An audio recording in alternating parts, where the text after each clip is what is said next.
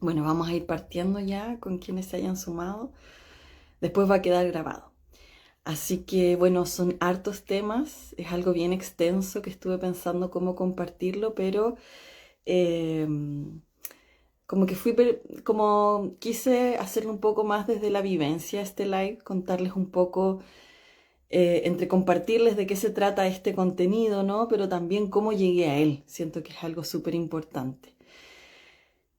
Varias que ya siguen mi trabajo saben que hace ya un tiempo que vengo hablando, ¿no? De la menstruación, del origen, o sea, de la importancia de la menstruación en el origen de la cultura y cómo el chamanismo, ¿no? Como práctica espiritual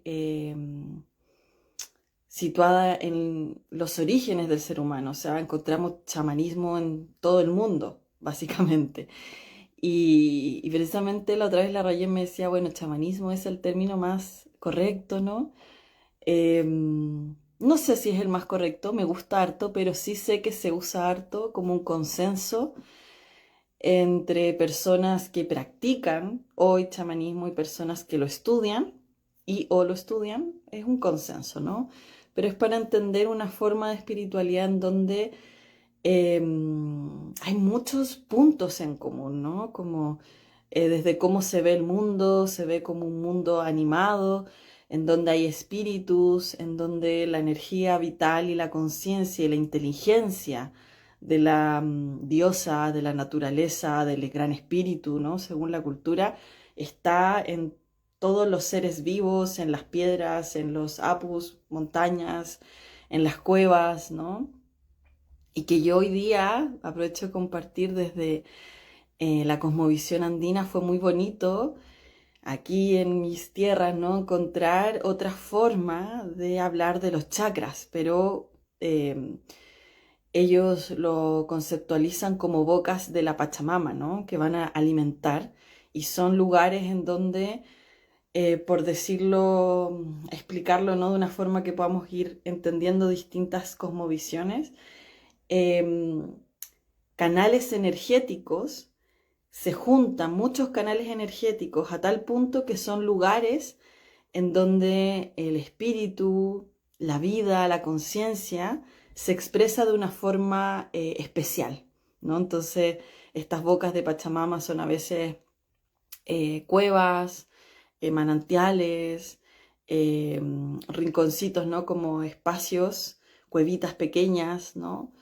Y así distintos lugares, o también ellos lo ven como hasta una fruta, un mineral, puede ser lo que nosotros podríamos entender de la visión más india, ¿no? Como un chakra, ¿no? Un lugar en donde se junta tal cantidad de energía vital, de conciencia, de inteligencia, que es un lugar por excelencia para conectarse con Pachamama. Y en nuestro cuerpo los yogis no hablan que los chakras básicamente son eso, son lugares en donde se juntan tantos canales energéticos que son lugares muy relevantes, ¿no? Como a nivel energético y que podemos acceder a dimensiones de nuestra conciencia, ¿no? En distintos chakras. Entonces, acá encontramos un concepto muy similar y me pareció muy lindo y especial comentárselos. Linda, gracias, Pame, preciosa. Ay, qué rico que les esté gustando.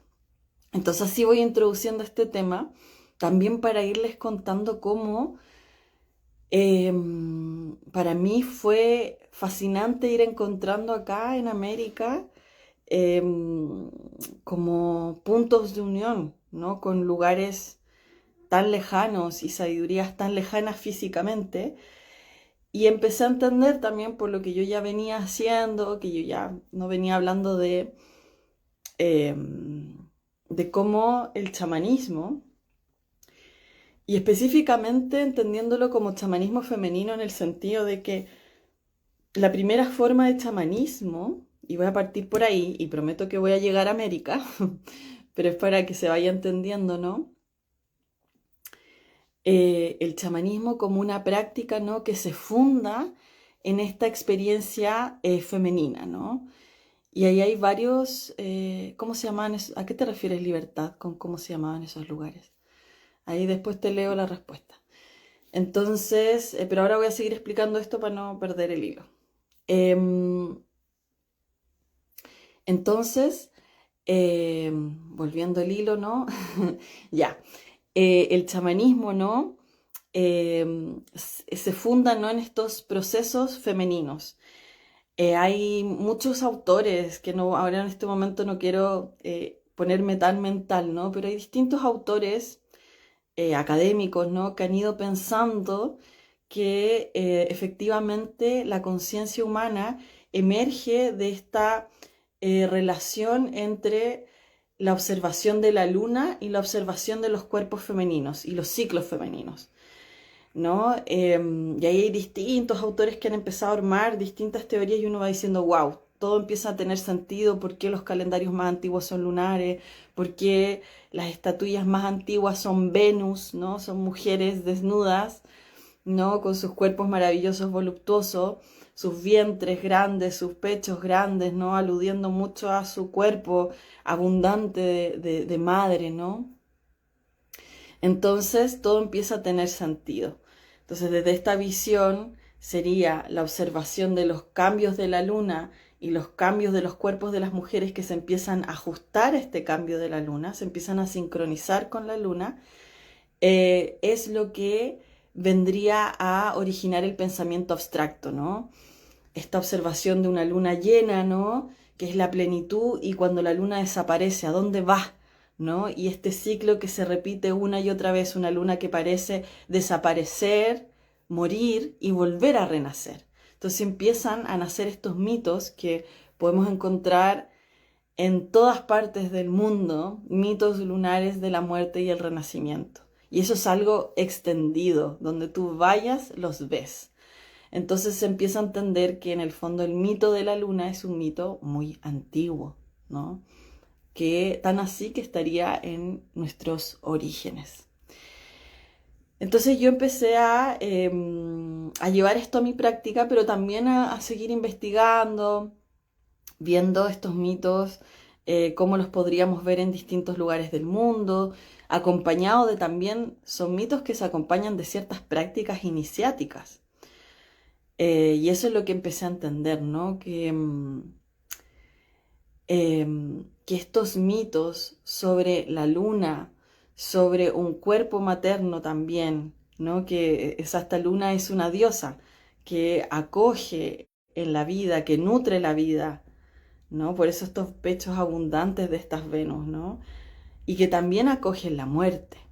Y esta diosa de la vida y de la muerte, esta diosa lunar de la vida y la muerte, es algo que empieza a transformarse en distintas culturas, pero que mantiene los mismos, como podríamos decir, estructuras míticas y los mismos temas al final de iniciación espiritual. Y lo más fascinante es que podemos encontrar estos mitos de iniciación en muchos lugares. Me atrevo a decir todos, porque he leído ya muchos mitos de distintos lugares, aunque ahora me he centrado mucho en América, pero están en todas partes. Y son mitos de iniciación en donde es a partir, ¿no?, de un cuerpo materno. Quizás si uno va a lo más antiguo, a estas Venus, probablemente es, no probablemente, es este cuerpo materno el cuerpo que inicia. Piensen las que han parido, ¿cierto?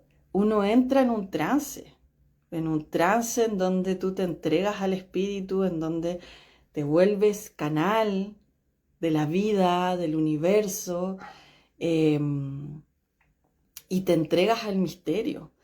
Y yo sé que hay muchas, he leído, yo lo viví, pero también leí relatos de mujeres y escuché relatos de mujeres en donde ellas sienten que que se parten. Uno siente como que, yo al menos, o sea, no digo que todas las experiencias de parto sean así, pero muchas los vivimos así, como hay una parte de mí que yo sentí que tenía que desintegrarme para que mi hijo naciera, y cuando me desintegré y acepté que, yo acepté en un momento y dije, puedo morir, y cuando acepté eso, mi hijo nació. No, con eso les digo todo. Fue un rito de iniciación muy poderoso. Entonces, claro, desde esta experiencia tan poderosa como el parir, nace estos trances, ¿no? Como de ahí están inspirados los distintos trances chamánicos, pero el primer trance chamánico es una mujer pariendo, ¿ya? Y las primeras parteras en ese sentido son mujeres pariendo, son las sabias, ¿no? de la tribu. Y por eso este cuerpo materno tan exaltado que ni siquiera, ojo, ni siquiera tiene un hijo. Los cuerpos más antiguos, las Venus paleolíticas no tienen hijos en ellas, sino que es el cuerpo materno en sí, como una vía de conexión con el espíritu. Incluso hay unas Venus que tienen, hay un antropólogo que ha estado como leyendo el cuerpo de esta Venus, ¿no? La Venus de Hohlefels, que es bastante famosa, y que tiene un lenguaje que podría estar aludiendo a los tres mundos del chamanismo, ¿no? Que siempre en chamanismo se habla del mundo de arriba, el mundo del medio y el mundo de abajo. Así de antiguo podrían ser ya estos conceptos, estas conexiones. Y obviamente en eso los ciclos menstruales también eh, juegan un rol importante, ¿no? No quiero profundizar en eso, pero porque no es el tema en particular de hoy, pero esta mujer que pare también es esta mujer que menstrua.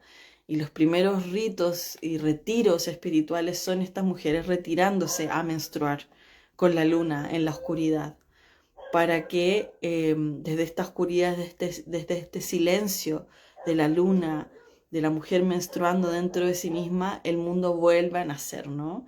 Entonces, estos dos ritos importantes, podríamos decir, van fundando los demás ritos que después se van transformando en distintas culturas.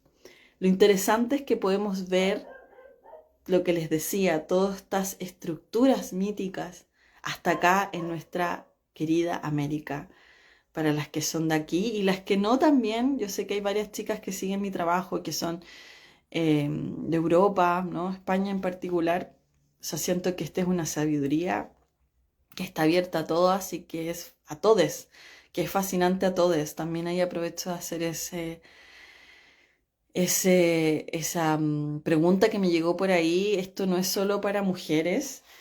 Lo que pasa es que el cuerpo materno es el que inicia, ¿no? Es el que inicia a todo ser que quiera ser iniciado en este camino espiritual, porque ella vive la experiencia en su cuerpo, pero eso no significa que sea una experiencia solo para mujeres, ¿no? Em, y de hecho, ¿no? Si ustedes ven estas Venus antiguas, son Venus que no necesitan como figuras posteriores de diosas y de dioses posteriores que necesitan no sé, por ejemplo, Zeus, que es el dios del rayo, necesita un rayo, ¿no? Para legitimar su poder. Y así, ¿no? Como hasta acá América vemos sacerdotisas de la luna, mochica, que tienen que tener un cetro, ¿no? Con una divinidad y con jaguares, ¿no? Como que distintos símbolos que legitiman su poder. Estas Venus paleolíticas, que si no has visto, googléalas por favor, está lleno, así pones Venus paleolíticas y vas a ver, aunque en realidad son bien conocidas, no tienen ninguna indumentaria, no tienen nada que legitime su poder o que les dé una autoridad más que sí mismas y su cuerpo materno. Y recordemos que los cuerpos maternos nutren y paren por igual a todos sus hijos. Por lo tanto, acá estábamos hablando de un tiempo en donde el chamanismo se instaló en el mundo, en nuestros... O sea, esto puede tener, chiquillas, miles o millones de años. La verdad es que no lo sabemos. Pero sí sabemos que homínidos anteriores al Homo sapiens, o sea, por ejemplo, el Homo naledi, que tengo por ahí un video en YouTube que hablo de él, en mi canal, que se metía en cuevas a dejar a sus muertos a lo profundo, a lo profundo de una cueva súper difícil de acceder. De hecho, hay un documental que por ahí en Netflix está, no recuerdo el nombre, pero lo pueden ver, y que muestran las cuevas y como lo difícil que era, ¿no? Y este homínido iba a dejar su muerto y tenían algún tipo de ritual porque se encontraron que hacían dibujos también, o sea, tenían las primeras formas de pensamiento abstracto. Entonces esto podría ser desde esa época o más antiguo incluso, ¿no? Esta conexión con las cuevas, con el útero de la madre, con estos cuerpos maternos nutrientes, podría tener miles de millones de años. Entonces imagínense, son cientos de años, miles de años que han durado mucho más que el patriarcado, en donde estos cuerpos, no, eso es más nuevo. El secreto de esto es más antiguo, el Homo naledi tiene varios miles de años antes que es mucho más antiguo que los neandertales. De hecho, se considera que los neandertales y los Homo sapiens son como los homínidos más complejos. El Homo naledi sería como un homínido que se considera, estoy simplificando mucho, pero como que estuviera entre el mundo animal y el mundo humano. O sea, es más antiguo y más primitivo, que también es un término que no me gusta, pero lo digo porque se entiende, ¿no? Porque es un concepto que tiene como una connotación de disminuir, ¿no? Como algo primitivo, algo simple, ¿no? Pero los animales sabemos que son súper complejos. Entonces, quería decir que voy a buscar el nombre del documental y lo voy a dejar en mis historias, ¿ya? Para que no queden con la duda. Este documental de Homo naledi. Entonces, este cuerpo materno es un cuerpo materno que inicia, ¿no? A través de su leche, a través de su conexión, de sus enseñanzas orales, a través de sus enseñanzas de ritos menstruales y a través de su amor por todos sus hijos, porque la madre nutre por igual y pare por igual a todos sus hijos. Entonces, son miles de años en donde o sea, nuestros ancestros vivían de otra manera, ¿no? Obviamente se sabe que había violencia, ¿no? No es que no hubiera violencia, no es que no hubieran actos, por ejemplo, asesinatos. Deben haber habido, y de hecho hay registro arqueológico. Pero sí que predominaba otra forma de pensar mucho más circular, en donde todos éramos parte de esta tribu, de este grupo, ¿no? Que se unía para preservar la vida. Eso es súper importante.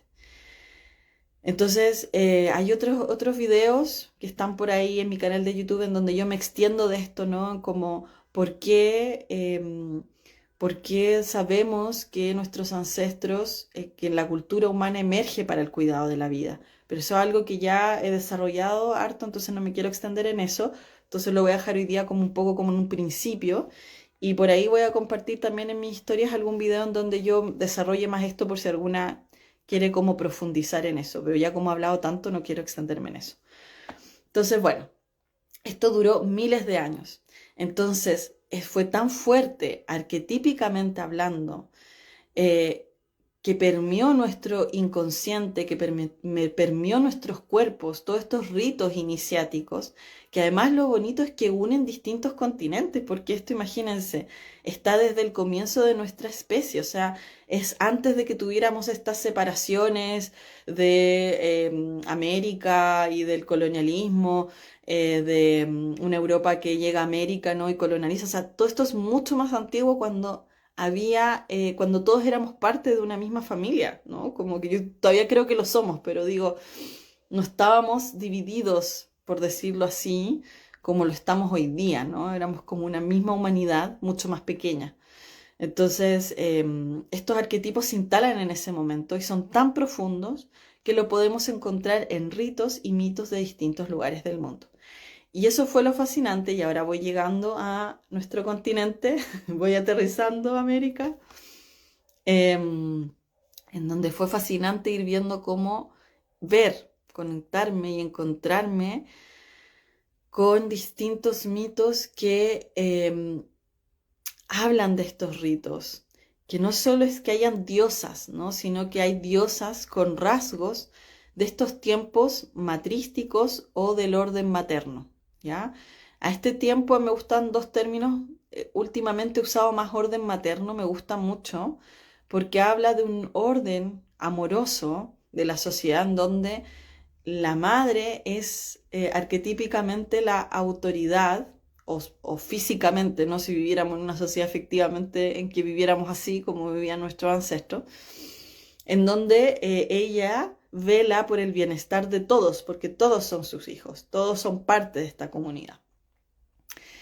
Y eso hay que diferenciarlo de un tiempo patriarcal. ¿ya? En donde hay diosas, ¿no? Pero hay diosas que ya esta unidad de los ritos chamánicos, del cuerpo materno, del orden materno, se empieza a fragmentar.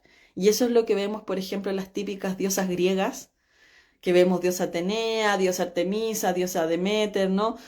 Pero ellas son diosas patriarcales que tienen herencias de este tiempo antiguo, pero ellas son diosas patriarcales. Y acá en América pasa lo mismo. Quiero decir que ya el patriarcado aquí se había instalado antes de que llegaran los españoles. Y eso se nota, ¿no? Se ve y se ven todavía lugares en donde las diosas conservan rasgos más propios del orden materno y otras que ya tienen muchos más rasgos patriarcales. Y lo interesante es que además es como algo bien similar, cómo se dan estos rasgos en Europa, que por ejemplo está bien documentado, hay mucha investigación, cómo se dan en América, ¿no? Y en ese sentido, siento que más allá de eso hay una memoria que en América se mantuvo, ya pese a que, como digo, ya estaba el patriarcado, hay una memoria del orden materno muy importante. Y lo que sí, cuando llegaron los españoles, las mujeres conservaban un lugar importante en la sociedad, que era algo que ya no pasaba en Europa, que las mujeres tenían un valor, no estaban insertas en la política, solo estaban limitadas al mundo doméstico y en donde además había dominado un dios cierto masculino. Y estaba toda esta idea cuando llegan los españoles, ¿no? De la brujería, entonces había una persecución de todos los ritos y cosmovisiones que conectaran con el poder interior. Porque al final lo que perseguían en la casa de brujas no eran simplemente brujas, lo que querían erradicar era la conexión que la gente sentía con la naturaleza, ¿ya? Lo que sucede es que cuando llega la Inquisición, no solo a América, sino que en Europa, la gente que venía, imagínense, de esta historia que les he estado contando, que las que van llegando pueden ver el video después completo, que ya llevo un rato hablando, eh, eran personas muy valientes, ¿no? Que no temían a la muerte, porque sabían que la vida era un ciclo, que había muerte y renacimiento, que estaban conectados con su salud, que iban al bosque y encontraban las medicinas que necesitaban, o de repente buscaban asistencia de la partera, de la chamana sabia, ¿no? Y con eso se sanaban, entonces no necesitaban un médico que las hiciera parir, que las hiciera que después sabemos que además patologizara todo su ciclo menstrual, ¿no? Como que el poder de las personas estaba dentro de sí mismo. Entonces lo que quiere hacer la casa de brujas es erradicar ese poder de las personas, de conexión consigo mismas, de conexión con la vida, porque la gente no tenía miedo a morir, entonces hacían revueltas y les quedaba la escoba a los inquisidores porque no tenían miedo. Entonces toda la Inquisición es un cambio de chip en donde la violencia fuera tan grande que se insertara en nuestros cuerpos el miedo a conectarnos con nuestro poder, a conectarnos con quién somos, con estas prácticas chamánicas al final ancestrales que nos conectaban con un orden materno muy profundo. Entonces lo que pasa en América es que este orden materno todavía, pese a que ya había un patriarcado, era un patriarcado que no había llegado a tal nivel de violencia, excepto, debo decirlo lamentablemente, acá en el sur de Chile sí, ¿no? Acá era bastante con los Selknam, en el sur ya me voy a referir a eso en un ratito, pero entonces las mujeres todavía tenían un lugar importante, la diosa tenía un lugar importante y habían muchas prácticas populares chamánicas. La cosmovisión del orden materno, cuando llegaron los españoles, todavía estaba viva y todavía sigue viva gracias a muchos abuelos y abuelas que han conservado esa conexión, ¿no? Ancestral. Pero sí es verdad que habían estados acá, habían jerarquías, habían guerras, y eso es porque ya el patriarcado se había ido instalando. es un proceso que mi reflexión es que en verdad creo mucho como esa visión del yoga en que hay una era Kali Yuga, ¿no? Que en verdad hubo un tiempo en que la conciencia humana necesitaba transitar por esta época de mayor separación, ¿no? Como que al final el patriarcado eso es, como sentirte separados, ¿no? De la totalidad. Y desde esa separación yo ejerzo violencia porque me siento separado de ti, estoy como viviendo mucho más en el miedo, ¿no? Y desde ese miedo, ¿no? Genero fragmentación. Pero bueno, pese a eso, como digo, en América no era tan profundo la fragmentación, entonces podemos encontrar muchísimas cosmovisiones que mantienen este orden materno y mantienen estas prácticas chamánicas ancestrales que les estaba contando hace un rato. Todavía tengo tiempo, estaba viendo si me he extendido mucho, pero todavía estamos bien de tiempo. Entonces hay mucho. Acá anoté algunos mitos y diosas de los cuales hacerles alusión para que se vaya entendiendo, ¿no? Por ejemplo, acá uno que quise anotar y compartir con ustedes es el mito de Coyolxauhqui, ¿no? Que es una diosa del hemisferio norte, ¿no? Ahí nos vamos a las tierras de México. Voy a hablar de una del norte y una diosa del sur, ¿ya? Coyolxauhqui es muy interesante porque esta es una diosa lunar, ¿ya? Que es parte de un mito de muerte y renacimiento del sol. El sol que es Huitzilopochtli, ¿no? Perdónenme, estoy practicando todos estos nombres, ¿ya? Así que, porque es mucha información, son distintos lenguajes. Yo soy mestiza, entonces también estoy como incorporando palabras mexicas, estoy incorporando palabras quechuas, palabras mapudungún. Entonces como que de repente me queda un poco la escoba en la cabeza, pero sé que con el tiempo lo voy a empezar a hacer mejor, así que ténganme paciencia, ¿ya? Entonces, Coyolxauhqui, esta diosa lunar, que voy a resumir un poco el mito, pero en alguna parte del mito ella tiene que ser fragmentada para que el sol renazca, ¿no? Ella también es como una fuerza de oposición, ¿no? Es una fuerza de oposición al sol.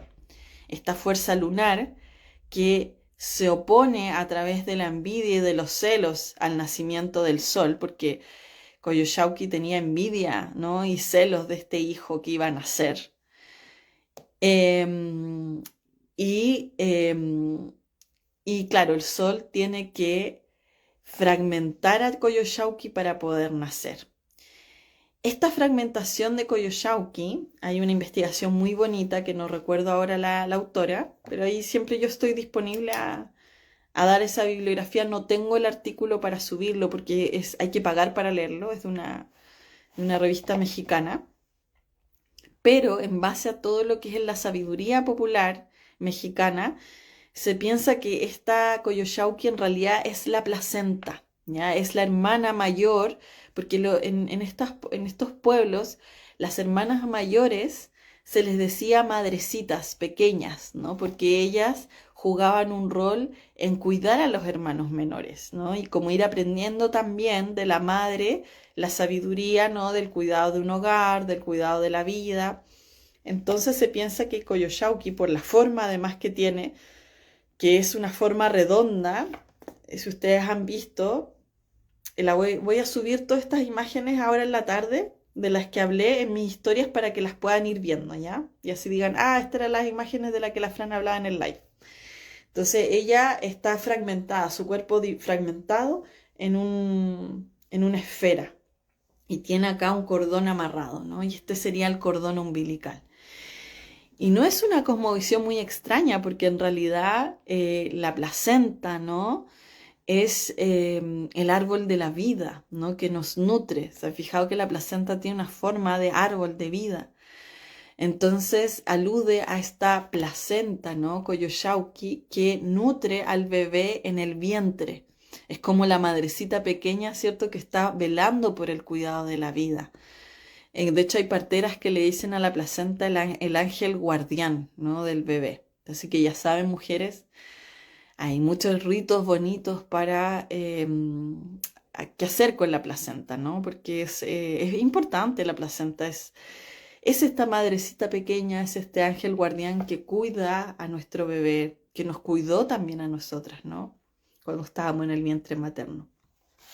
Y lo interesante de este mito es que tiene una estructura muy similar al mito egipcio de Set y Horus, ¿ya? Set, eh, Set también es el hermano con lunar de Horus, que es Set y Osiris, me equivoqué. Set es el hermano de Osiris y también Set, al igual que Coyolxauhqui, que era una diosa lunar, acá yendo, ¿cierto?, a las tierras mexicanas, y estoy yendo a Egipto, ¿no? Set también es un dios que siente envidia y celos de Osiris, que es el rey. Entonces fragmenta a Osiris, que es otro dios lunar, lo fragmenta y esparce sus partes de su cuerpo en distintos lugares. Y es Isis, ¿cierto?, la que reúne estas partes para que renazca como el sol. ¿Se fijan que tiene la misma estructura? La energía lunar, que es una energía que pareciera como contraponerse a la energía solar a través de la envidia, de los celos, y que cuando esta energía se fragmenta, renace el sol. Yo lo encuentro fascinante que hay un paralelo, porque además ambos territorios tienen pirámides, o sea, no sé, yo no me he metido mucho en las teorías respecto a por qué sucede esto, pero yo lo encontré muy significativo, o sea, que además hay estas similitudes en la estructura mítica, me parece fascinante. Pero claro, espiritualmente, estos mitos, ambos quieren hablar de que, claro, la fuerza lunar de la noche representa como estas fuerzas regresivas de la naturaleza, que son las mismas que vemos, por ejemplo, en el invierno. En el invierno, ¿cierto? La naturaleza ¿cómo se dice? Como que se retrae, ¿cierto? Hay muchos seres vivos que mueren por el frío, las hojitas se caen, ¿cierto? O sea, es una energía retractiva y es la energía de la muerte. Entonces, ambos dioses, Set y Coyolxauhqui, estos dioses lunares representan estas fuerzas regresivas y que muchas veces las sentimos en nuestras vidas. O sea, no es solo el invierno, cuando sentimos, por ejemplo, ¿les ha pasado que sentimos que todo, pareciera que todo estuviera en nuestra contra? Sentimos muchas fuerzas de oposición. No nos resultó esto, no, nos dijeron que no, por aquí, por allá, ¿cierto? Mercurio retrógrado. Y, pero son fuerzas que si uno las sabe transitar desde porque ya uno está iniciado y sabe que son fuerzas que están hechas finalmente para sacar nuestra luz, ¿no? Sentimos que es una oposición, que es una negación, pero en realidad gracias a esta fuerza de contracción, de negación, es que emerge también la luz y el verano. Gracias al invierno también está el verano, ¿cierto? La luna tiene que desaparecer para que haya luna llena. Y estos son sabidurías ancestrales que imagínense, o sea, le estoy hablando de Egipto y de México, acá los mexicas, ¿no? O sea, son sabidurías que como pueden ver, eso es lo que les quería decir, que están en todas partes. Y es porque estos mitos antiguos, chamánicos, del orden materno, que tenían esta sabiduría de que la naturaleza, la diosa, era tu maestra, tu guía, ¿no? Están en todas partes. Y aquí me encontré con Coyolxauhqui, ¿no? Que les quise compartir. Y el último que les quiero compartir es del sur. Estuve muy como indecisa, ¿no? No huir del dolor, dice Karina, porque viene mucha luz, totalmente. Eso es súper importante. Que yo saqué un reel hace unas semanas atrás que lo quiero destacar hoy día, porque vivimos en una sociedad que siempre busca huir de no solo el dolor, sino también de la muerte. Nadie quiere hablar de la muerte. Tengo una amiga que me decía, ¿sabes que eres como la única, porque está transitando un duelo, que me habla de la muerte tranquilamente? Como que la gente no sabe qué decir. Y es porque vivimos en una sociedad que son temas que no se tocan, que vivimos llenos de analgésicos, de cosas que nos distraen del dolor, que nos distraen de la muerte y que nos desconectamos. Como, insisto, no es que esté diciendo que no haya que usar analgésicos, que no haya que ayudarse, ¿no? También y apoyarse, y a veces haya que ya no complicarse tanto y poner Netflix y desconectarse un poco, ¿cachai? Y como ya eh, relajarse un rato, ¿no? Y como no estar pensando todo el rato en la profundidad de la vida. Pero que también es importante, ¿no? Como son experiencias relevantes para nuestro crecimiento, para nuestra conexión espiritual. Bueno, como les decía, no sabía muy bien es que hay muchas cosas en el sur de Chile, o sea, en el sur del mundo, ¿no? Que quiero compartir, pero me voy a decidir por, por el mito de Choquer Camir Vernita, ¿ya? Que es un mito andino, ¿ya? Viste que estoy como quechua, que mexica, que ya como que la lengua se me enreda. Entonces, este mito em, habla de hay distintas versiones del mito, pero me quiero quedar con una que habla de específicamente de algo que está muy extendido, que incluso lo que estaba indecisa era compartir también acá la información que hay entre el pueblo mapuche, ¿no? Que es mi tierra, ¿no?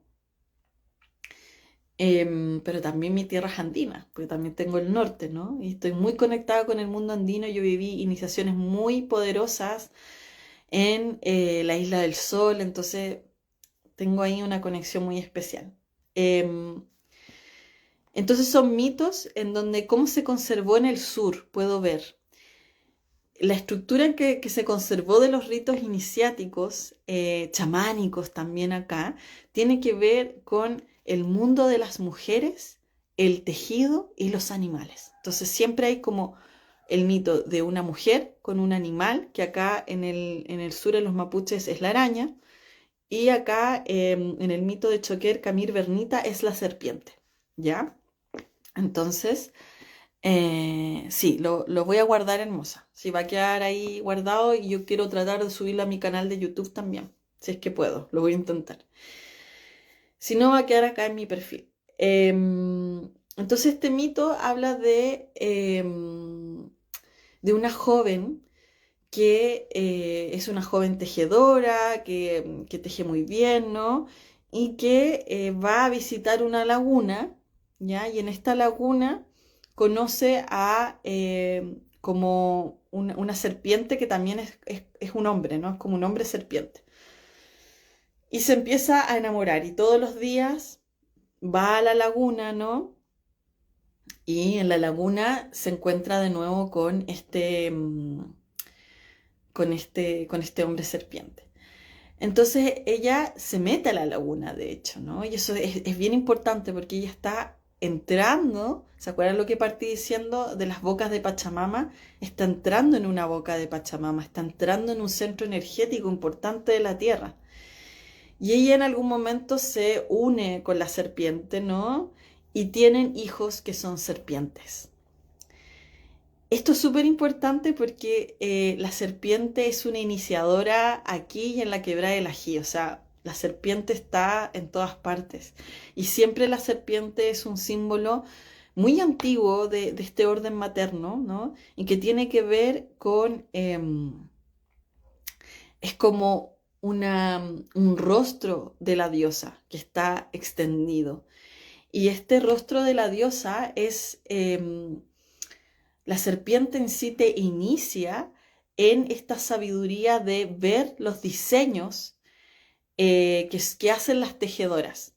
Ya, eso también aprovecho de aludir que en la zona más del norte, ¿no? En la selva, la serpiente Ronin, ¿no? También es la que da los diseños a los Shipibo con Ibo, que son las tejedoras. Acá también, ¿no? En el mito de Choquer, Camir, Bernita también.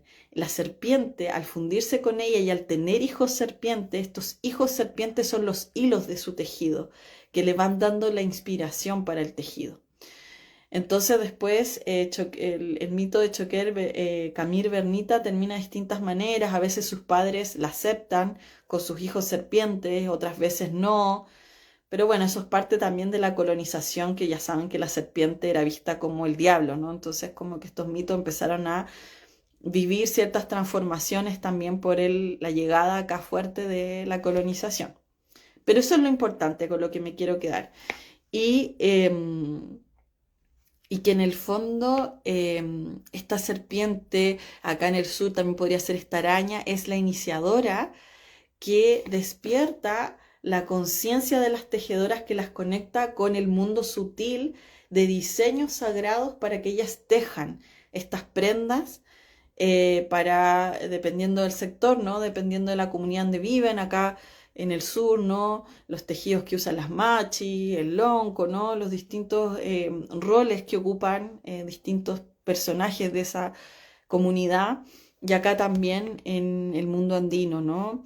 De hecho, Choquer, Camir, Bernita, ella también está vinculada a otro mito iniciático masculino que tiene que ver con el oso. No me quiero extender en eso, pero en mi Instagram de el oráculo humana subí ahí el mito de Yakumani, creo que es el oso andino, ¿no? Y que también ahí lo relaciono con esta Choquer Camir Bernita, que es esta mujer que habla de la iniciación en el tejido y que es una iniciación que se entienda que no es una iniciación de conexión con el espíritu en las mujeres, ¿no? Según la cultura, como lo vean, ¿no? Acá podría ser el Neguechen, ¿no? Por ejemplo, entre los mapuches. Acá Choquer, Camir, Bernita podría ser con Pachamama, ¿no? Como te conectas con esta divinidad, con esta energía de la naturaleza y a través de estos diseños traes visiones del espíritu y las traes trayendo una forma de ver espiritual también. Entonces, son iniciaciones femeninas que se mantuvieron, estructuras míticas, arquetípicas que datan del orden materno, ¿no? ¿Por qué? ¿Por qué digo eso? Porque tienen símbolos transculturales que podemos encontrar en distintas partes del mundo y que nos van hablando de lo mismo. Por acá había un comentario. Siempre me llamó la atención que lo andino lo asociamos solo al norte, porque en realidad el pueblo mapuche en rigor también es andino. Cierto, muy cierto, querida. Totalmente. Bueno, si hay alguna ahí pregunta, me la pueden dejar. Yo ya voy a ir cerrando este espacio. No, se le llaman las bocas de Pachamama a los lugares energéticos. O sea, en el mundo andino se dicen que son bocas de Pachamama que se alimentan, ¿no? No me acuerdo el nombre en quechua, pero la traducción son bocas de Pachamama, que se alimenta Pachamama a través de estas bocas, o sea, son como una conexión. Y eso es súper importante porque el alimento también es una forma muy ancestral de conexión con la diosa, porque es la nutrición, ¿no? Y eso también lo pongo. Guaca, muchas gracias, querida Rayen.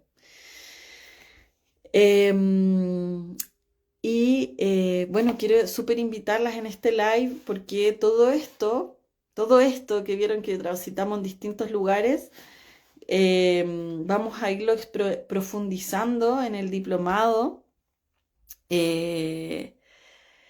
el diplomado de diosas y mujeres americanas, Aybayala, ya, que voy a comenzar en septiembre y hay varias personas inscritas. Voy a tener que acotar los cupos porque también mi idea es que siempre los grupos podamos como conversar, que no sean tan grandes, ¿no? Porque también me interesa que vayamos como compartiendo, ¿no? Entre nosotras, porque también esto no solo va a ser desde la mente, sino que mi intención es que podamos conectar con esta experiencia. Entonces va a haber muchas meditaciones, va a haber muchas prácticas que se van a transmitir para que podamos conectar con esta información.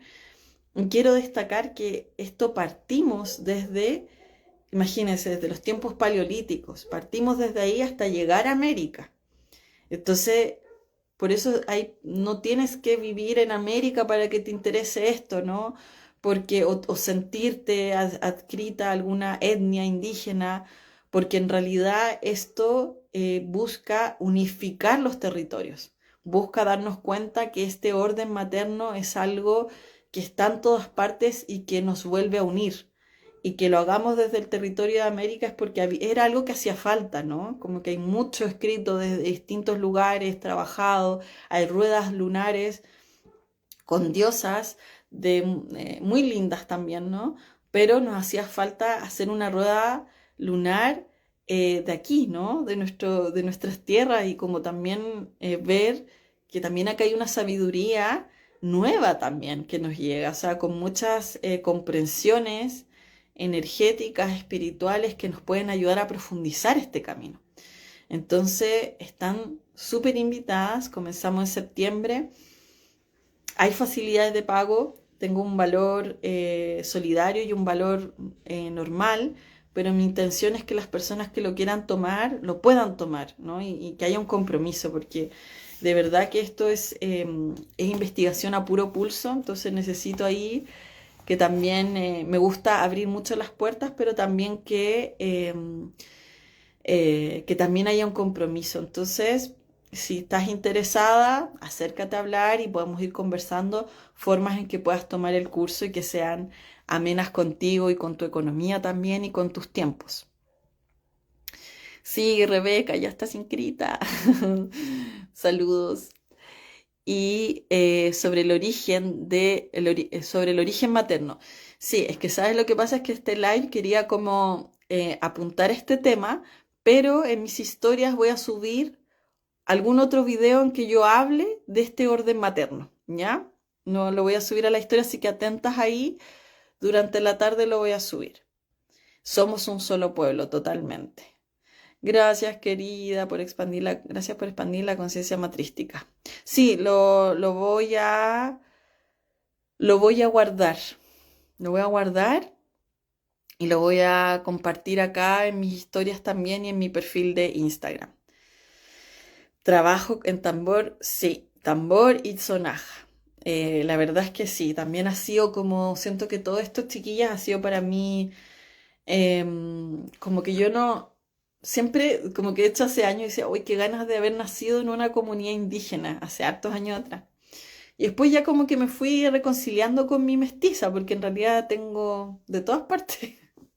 Y siento que por algo también nací mestiza, porque en realidad yo creo que era un momento en que yo necesitaba sentir esta unidad de distintos lugares, orígenes y volver a conectarme con este origen de todos que nos une, ¿no? Yo siento que de alguna forma es una sabiduría que compartimos como un territorio unificado, ¿no? Nosotros queremos reconectar con este orden materno, ya no hay nacionalidades distintas, no hay coloniales y no coloniales, clases sociales, o sea, esas separaciones se anulan cuando queremos conectar con este orden materno en el espíritu, en la mente, en el cuerpo. Y esa es la intención de este diplomado, ¿no? Que lleguemos a eso y que también ustedes estén preparadas para compartir ese mensaje desde un lugar mental, con bibliografía, con respaldo, ¿no? Pero también, que para mí es lo más importante, desde un lugar espiritual, energético, emocional. Así que eso, voy a cerrar por hoy día y muchas gracias por escuchar. Espero, va a haber una masterclass gratuita que voy a anunciar durante esta semana para que estén atentas y que vamos a hablar de algunos de estos temas. Todavía no he decidido qué, pero vamos a profundizar un poco más, ¿ya? Eso. Muchas gracias por escuchar. Que tengan lindo domingo. Gracias, gracias.